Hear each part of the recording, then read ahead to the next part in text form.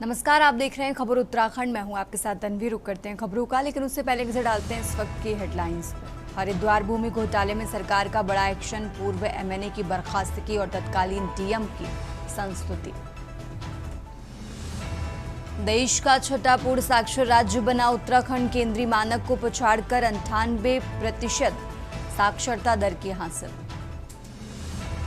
Internet media पर कट्टरपंथी विचारधारा का तेजी से प्रसार, उत्तराखंड एसटीएफ ने बढ़ाई निगरानी। सरकारी कर्मचारी पर SC/ST एक्ट में FIR से पहले प्रशासनिक जांच जरूरी, उत्तराखंड हाईकोर्ट का बड़ा फैसला। टीबी अभियान की धीमी प्रगति पर मुख्य सचिव आनंद बर्धन ने जताई नाराजगी।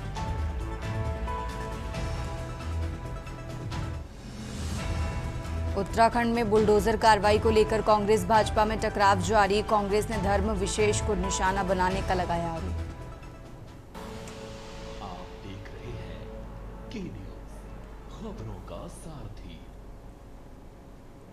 और अब रुक करते हैं खबरों का। खबर देहरादून से है, जहां ISBT क्षेत्र के नीचे अवैध रूप से रह रहे लोगों को हटाने और अतिक्रमण पर कार्रवाई को लेकर प्रशासन सक्रिय हो गया है।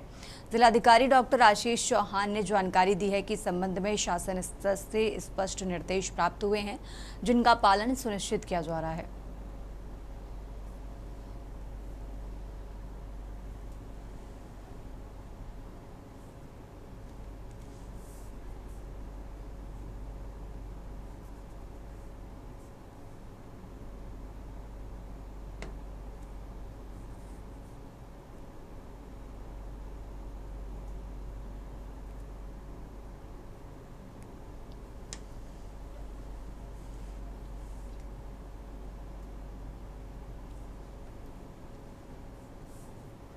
फ्लाईओवर के नीचे कई सारे जो अनऑथराइज तरीके से लोग रह रहे हैं या जिनके द्वारा उस एरिया में इनक्रोचमेंट्स किए गए हैं, उनको हटाए जाने को लेकर भी clear cut directions honourable CM sir की तरफ से भी हैं, और इसे हम लोग भी रिव्यू कर रहे हैं। और जो एरियाज़ है जहाँ पे जैसा आपने ISBT बताया, तो इसमें मेरे द्वारा भी कंसर्निंग SDM को और नगर निगम को इंस्ट्रक्शंस दिए जा चुके हैं।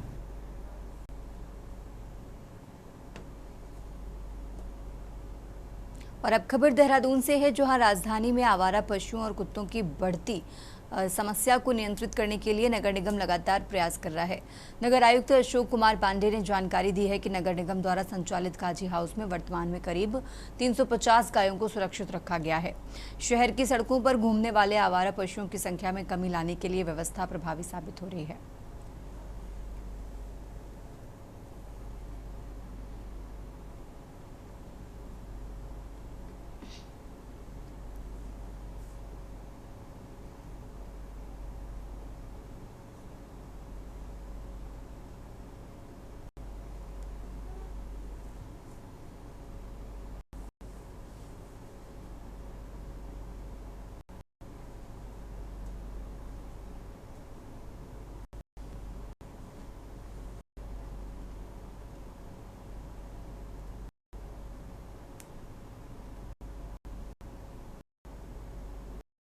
एक में 350 गाय हैं, एक में 250 गाय हैं, और अभी भी उसके एक्सपेंशन के लिए हमारे बोर्ड से प्रस्ताव हुआ है।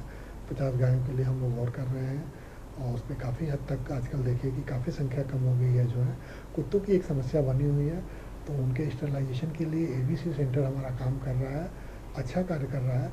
लेकिन देहरादून में तो लगभग 4 करोड़ का मैंने प्रस्ताव बनवा दिया है, शासन में बात भी हुई है। तो ये अगर पास हो जाता है तो 570 कुत्तों को हम उसमें रह सकते हैं। उसके काफ़ी कड़े हैं, और उसके अनुरूप तैयार करा के शासन को भेज दिया है। मुख्यमंत्री पुष्कर सिंह धामी के हालिया गदरपुर दौरे के बाद क्षेत्र की राजनीति गर्मा गई है। भाजपा इसे संगठन और सरकार की मजबूती का संकेत बता रही है, जबकि कांग्रेस इसे चुनावी तैयारी और राजनीतिक स्टंट करार दे रही है। 13 जून को मुख्यमंत्री धामी के अचानक विधायक अरविंद पांडे के आवास पहुंचने के बाद राजनीतिक चर्चाएं तेज हो गई हैं। स्थानीय लोगों को विकास से जुड़ी बड़ी घोषणाओं की उम्मीद थी, लेकिन कोई बड़ी सौगात न मिलने पर विपक्ष ने सरकार को घेरना शुरू कर दिया है।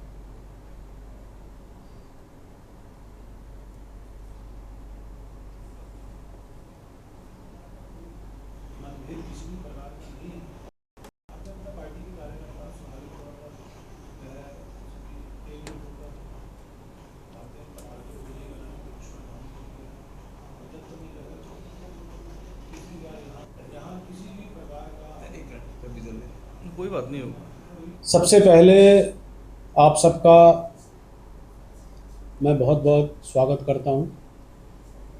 और जहां तक आपने विषय रखा गदरपुर में विकास कार्य लगातार चल रहे हैं। प्रदेश के यशस्वी इस गदर क्षेत्र में लगातार, चाहे हम सड़कों की करें, हम गदरपुर। और अब खबर पौड़ी गढ़वाल के शिलान्यास कार्यक्रम के बाद शिलापट्ट को लेकर विवाद शुरू हो गया है। शिलापट्ट पर मुख्यमंत्री पुष्कर सिंह धामी और विधायक रेणु बिष्ट का नाम अंकित है, लेकिन गढ़वाल सांसद अनिल बलूनी का नाम शामिल नहीं किया गया। इस मुद्दे पर पूर्व मुख्यमंत्री तीरथ सिंह रावत ने कहा कि विकास कार्यों के शिलान्यास और लोकार्पण पट्टों पर संबंधित जन नाम होना चाहिए। योजना का शिलान्यास कर रहे हैं। ये विकास खंड में बेड़ा का जगड़ मोटर मार्ग का 358.32 है, वो हमारे समय से था। और जब मैं सीएम था तभी वो ओके हो गया था, उसकी भीड़ हो गई थी, कंपनियां भी आ गई थी, लेकिन कुछ दिन बाद मेरा रहना नहीं हो पाया, जिसके कारण फिर वो ठंडे बस्ते में चला गया। पैसा वापस हो गया। अब फिर उसके बाद जब प्रयास किए तो उसका पैसा आया। जिसे हमें विकास चाहिए, नाम और ये सब चीज़ें सीखने लिए है। हरिद्वार के बुग्गावाला थाना क्षेत्र के ग्राम बंजारावाला में देर रात चेकिंग के दौरान पुलिस और बदमाशों के बीच मुठभेड़ हो गई। बाइक सवार 2 संदिग्धों को रोकने का प्रयास किया गया तो उन्होंने भागने की कोशिश की और पुलिस पर फायरिंग कर दी। जवाबी कार्रवाई में एक बदमाश लुकमान के पैर में गोली लग गई, जबकि उसका साथी अंधेरे का फायदा उठाकर मौके से फरार हो गया।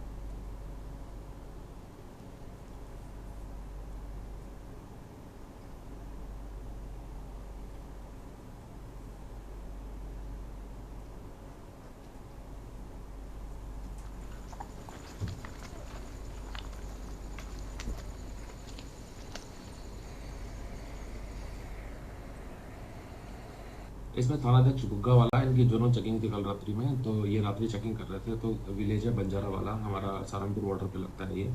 तो वहाँ पे देर रात को 2 लोग बाइक से आते हुए दिखे, तो काफ़ी देर का समय था, तो इनको रोकने के लिए बोला गया, रुके नहीं।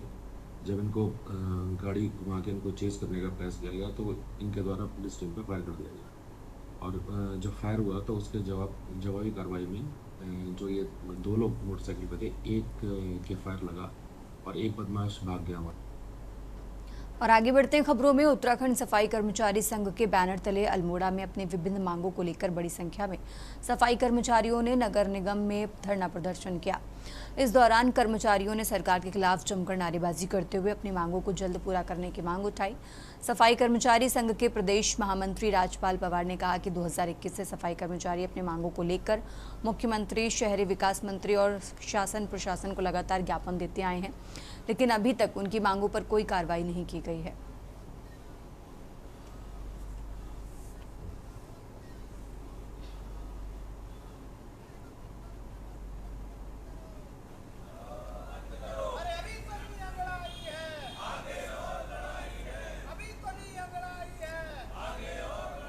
उत्तराखंड सफाई कर्मचारी संघ के बैनर तले हमारे प्रदेश के आह्वान पर जो हमारा पूरे उत्तराखंड में जहाँ भी हमारी शाखाएं हैं वहाँ पर धरना प्रदर्शन करके सरकार को चेताने का काम किया जा रहा है। देवभूमि उत्तराखंड सफाई कर्मचारी संघ हम लोग लगातार 2021 से लगातार माननीय मुख्यमंत्री जी को, नगर विकास मंत्री को, शासन स्तर पर हम लोग लगातार ज्ञापन के माध्यम से अपनी मांगों को अवगत कराते चले आ रहे हैं। बड़े खेद का विषय है कि वर्तमान सरकार द्वारा उपनल की समस्याओं का समाधान किया गया, अन्य जितने भी कर्मचारी उनकी समस्याओं का समाधान किया, तो जो रीढ़ की हड्डी है, ये कोरोना काल में देखा होगा आपने कि सरकार के साथ खड़े होकर के, कंधे से कंधा मिला करके, प्रथम पायदान पर खड़े होकर के सफाई कर्मचारियों ने अपनी अहम भूमिका निभाई थी। उस समय तो माननीय मुख्यमंत्री ने, सरकार ने और जगह जगह वासियों ने भी सफाई कर्मचारियों को गले में फूल मालाएं डाली थी। और जैसे ही कोरोना काल खत्म हुआ, इन सफाई कर्मचारियों की दिक्कतें वैसी की वैसी, इनके साथ वैसा ही दोहरा व्यवहार हो रहा है। इनकी समस्याओं का समाधान करने का प्रयास नहीं किया जा रहा है।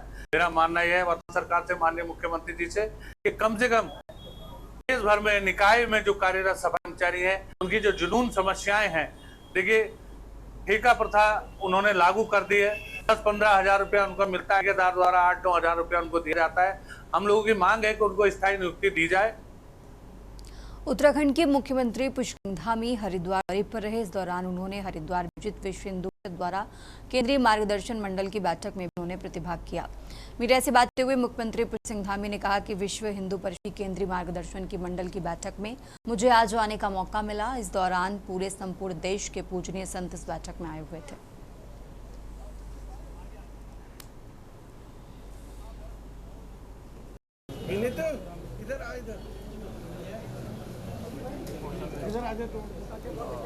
सभी को उनके बिना तो कुंभ की कल्पना नहीं हो सकती है, और वो तो हमेशा से रहते ही। उन सभी का हम आमंत्रण भी वैसे भी दे रहे हैं और अलग से भी आमंत्रण करेंगे। सहयोग दिवस की तैयारी कैसे हो रही है सर? 21 जून की तैयारी बहुत बृहद स्तर पर चल रही है, और योग आज हर घर का योग बन गया है। 2014 में आदरणीय प्रधानमंत्री मोदी जी ने संयुक्त राष्ट्र महासभा में प्रस्ताव रखा था, और आज दुनिया के 190 से भी अधिक देश आज योग को अपना रहे हैं, योग को कर रहे हैं, अपनी दिनचर्या का हिस्सा बना रहे हैं। और योग ऐसे समय में जब हर भौतिक चीज़ें आगे बढ़ रही हैं, ज्ञान विज्ञान आगे बढ़ रहा है, अनेक चुनौतियां लोगों के सामने है, मानसिक अवसाद है, तनाव है, शारीरिक परेशानियां हैं, उन सभी से उन चुनौतियों का ठीक प्रकार से सामना करने के लिए स्वस्थ जीवन शैली का आधार अगर कुछ है तो योग है। इसलिए सभी को योग को अपनाना चाहिए। और आगे बढ़ते खबरों में, हल्द्वानी समेत पूरे नैनीताल जिले में भूसे की बढ़ती कीमतों और संभावित कमी को देखते हुए प्रशासन ने सख्ती शुरू कर दी है। जिलाधिकारी ललित मोहन रयाल ने भूसे के अनावश्यक भंडारण, कालाबाजारी और जिले से बाहर परिवहन पर रोक लगाने के निर्देश जारी किए। दरअसल उत्तराखंड में पशुओं के सूखे चारे के रूप में गेहूं के भूसे का बड़े स्तर पर इस्तेमाल होता है। हर साल गेहूं की कटाई के बाद अप्रैल मई में भूसा आसानी से उपलब्ध होता है, लेकिन इस बार कीमतों में बढ़ोतरी को देखते हुए प्रशासन ने कदम उठाया है।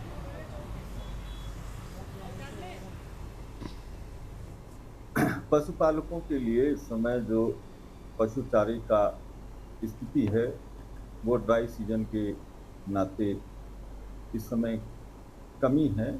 तो जनपद में जो स्ट्रॉ है, भूसा है, उसके परिवहन पे बाहरी राज्यों तक या अंतर जनपदीय अगर बाहर की तरफ जाता है तो उसमें 15 दिन के लिए रोक लगाई गई है।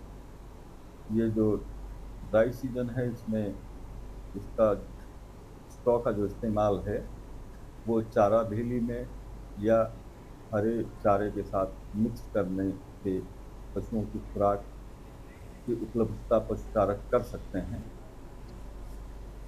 खबरों का सिलसिला लगातार जारी है। फिलहाल यहाँ रुकते हैं एक छोटे से ब्रेक के लिए।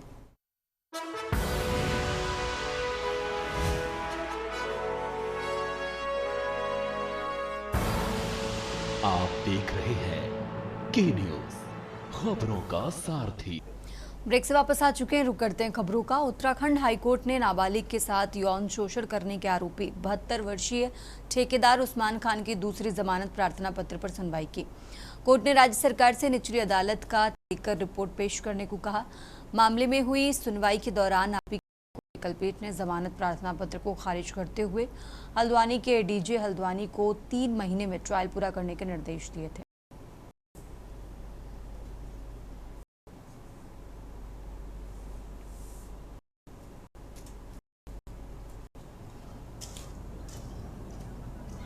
कोर्ट ने उस्मान की बेल खारिज कर दी थी मेरिट पे, और ये ट्रायल कोर्ट को टाइम दिया था कि 3 महीने के अंदर ट्रायल कंक्लूड करे।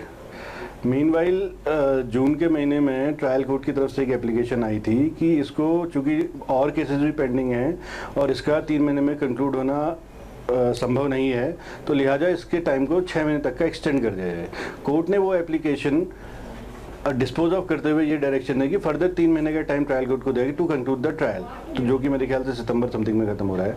हमने ये बेल एप्लीकेशन उस्मान के बेहाफ पे मेरिट पे नहीं डालती, हमने इसलिए डाली थी ये बेल एप्लीकेशन चूंकि वो एक 72 वर्षीय व्यक्ति है और जो इसमें स्टार विटनेस हैं, जो कि विक्टिम है, उसकी माँ है और जो बाकी फैक्ट के विटनेस हैं वो सब एग्जामिन हो चुके हैं। तो अब जो ये ट्रायल कोर्ट में ये जो विटनेसेस के इन्फ्लुएंस या उनको डरा धमका के फेवर में बयान लेना, वो बात खत्म हो गई है। प्रधानमंत्री जन आरोग्य योजना, अटल आयुष्मान उत्तराखंड योजना एवं राज्य सरकारी स्वास्थ्य योजना के तहत सूचीबद्ध अस्पतालों पर राज्य स्वास्थ्य प्राधिकरण ने बड़ी कार्रवाई की है। कैशलेस उपचार से इनकार, मरीजों से अवैध वसूली तथा उपचार संबंधी मानकों में गंभीर अनियमितताएं पाए जाने पर 3 अस्पतालों की संबद्धता तत्काल प्रभाव से निलंबित कर दी गई है, जबकि एक अस्पताल पर करीब 86,250 रुपए का जुर्माना लगाया गया है। भाजपा सरकार की केंद्र की महत्वाकांक्षी आयुष्मान योजना हर गरीब आम नागरिक तक पहुंचाने का प्रयास राज्य सरकार द्वारा किया जा रहा है, लेकिन कहीं न कहीं निजी अस्पतालों की मनमानी के चलते इसका खामियाजा आम जनता को ही भुगतना पड़ रहा है। आपको बता दें कि आयुष्मान योजना से संबद्ध शहर के प्राइवेट अस्पतालों में मंगलवार को राज्य स्वास्थ्य प्राधिकरण की छापेमारी के दौरान कई अनियमितताओं का खुलासा किया गया है, जिसको लेकर अब राज्य सरकार उन तमाम प्राइवेट अस्पतालों को खंगालने में लगी है जहां पर आयुष्मान योजना से संबंधित घोटाले, अनियमितता नजर आई। एक तरफ सरकार के स्वास्थ्य मंत्री सुबोध उनियाल हर स्थिति से निपटने की बात कर रहे हैं, तो वहीं मुख्यमंत्री के निजी सचिव ने भी साफ कर दिया है कि ऐसे लोगों को बख्शा नहीं जाएगा जो आम जनता के इलाज के पैसे के साथ खिलवाड़ कर रहे हैं, जिस पर अब राजनीति भी शुरू हो गई है। एक तरफ राज्य सरकार प्रदेश में शिक्षा और स्वास्थ्य को लेकर बेहतर प्रयास करने में जुटी है, तो वहीं सरकार की योजनाओं को प्राइवेट संस्थान अंगूठा दिखते लगाते नजर आ रहे हैं।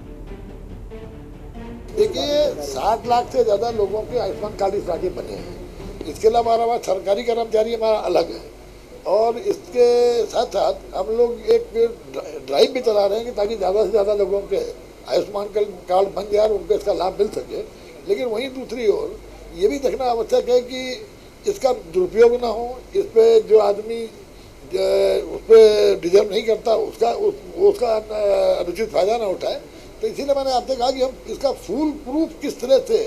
कल स्टेट हेल्थ अथॉरिटी की तरफ से कुछ हॉस्पिटल्स का औचक निरीक्षण किया गया है और अभी उनकी रिपोर्ट मुझे प्राप्त नहीं हुई है, लेकिन ये जानकारी में आया है कि कतिपय अस्पतालों में आयुष्मान के लाभार्थियों के आड़ में कुछ ऐसी कृत्य किए गए हैं जो नियमों की परिधि में नहीं आते हैं, और उनकी विस्तृत रिपोर्ट आने के बाद उस पर बड़ी सख्त कार्रवाई की जाएगी। सबसे पहले तो मैं आपको बता दूं कि उत्तराखंड क्रांति दल कोई भी चीज तथ्यों के आधार पर बात करती है। हमें देखने में मिला है कि ये जो आयुष्मान कार्ड का जो अभी छापेमारी हुई, ये अब की बात है, लेकिन आयुष्मान कार्ड का जब से बीजेपी की चाहे केंद्र की सरकार हो चाहे राज्य की सरकार हो, जिस प्रकार से प्रचार प्रसार कर रही थी कि आयुष्मान कार्ड के लिए हमने ये कर दिया वो कर दिया, ये धरातल पर एक बकवास थी, एक झूठ, एक जुमला था। अब इसका एक उदाहरण मैं आपको बता दूं कि आयुष्मान कार्ड की सरकारी हॉस्पिटल में समझ सके आपको सारे इन जुमलों जो लोगों के भ्रष्टाचार कर रहे हैं सरकार, वो सब स्पष्ट हो जाएगा। अथॉरिटी ने इस वक्त छापे करी है और कई अस्पतालों के ऊपर जुर्माना लगाया गया है। वही बता रहा है कि आयुष्मान कार्ड के नाम पर क्या पैसों की बंदरबाट करी जा रही है और किस तरीके से जो अस्पताल हैं वो लोगों के साथ अत्याचार कर रहे हैं, मगर कोई और आगे इसका क्या वो है कि आप आने वाले समय में ऐसा नहीं होने देंगे। इसके लिए आपने क्या कदम उठाए ये नहीं बताया। जो खामियां है वो कार्ड आया से हम देख रहे हैं, क्योंकि ये पूरा मॉडल ही गलत मॉडल है, और इंश्योरेंस मॉडल जो होता है उसको और इस मॉडल को आप देखेंगे तो दोनों में जमीन आसमान का अंतर है। उसमें मैं नहीं जा रही हूँ इस वक्त। व्यवस्था को कैसे देखते हैं? देखिए, सरकार की मंशा पर शक नहीं किया जा सकता। हम बेहतर स्वास्थ्य सेवाएं देना चाहते हैं। आयुष्मान के माध्यम से हम प्रदेश की जनता को स्वास्थ्य लाभ देना चाहते हैं। हाँ, उसमें कुछ लोग उसका दुरुपयोग अगर कर रहे हैं और ठीक प्रकार से अगर उसमें सहयोग नहीं कर रहे हैं तो सरकार उसको सख्ती से निपटेगी, और कोई प्राइवेट संस्थाएं अगर इस पर सरकार को कोऑपरेट नहीं कर रही है तो निश्चित तौर पर उन पर भी कार्रवाई होगी। लेकिन हमारी मंशा साफ है, हम बेहतर स्वास्थ्य सेवाएं देना चाहते हैं और आयुष्मान के माध्यम से पूरे उत्तराखंड को, ये पहले एकमात्र प्रदेश संभव तो है जो पूरे देश में जो आयुष्मान में इसका 100% कवरेज है, तो हम अपनी उस योजना को लगातार आगे बढ़ा रहे हैं और उससे लोगों को लाभ दे रहे हैं। एक तरफ बेहतर स्वास्थ्य सेवा न मिलने की वजह से पहाड़ों से ग्रामीण डांडी कांडी के सहारे अस्पतालों में अपना इलाज करने के लिए शहरी इलाकों तक पहुंच रहे हैं, तो वहीं सरकार की आयुष्मान योजना का लाभ सही से न मिलने के कारण इन मरीजों से मनमाने पैसे वसूले जाते हैं। यही वजह है कि सरकार को इस पर बड़ा एक्शन लेना बेहद जरूरी होगा ताकि जनता का पैसा जनता के काम आ सके। उत्तराखंड की खबरों में फिलहाल इतना ही।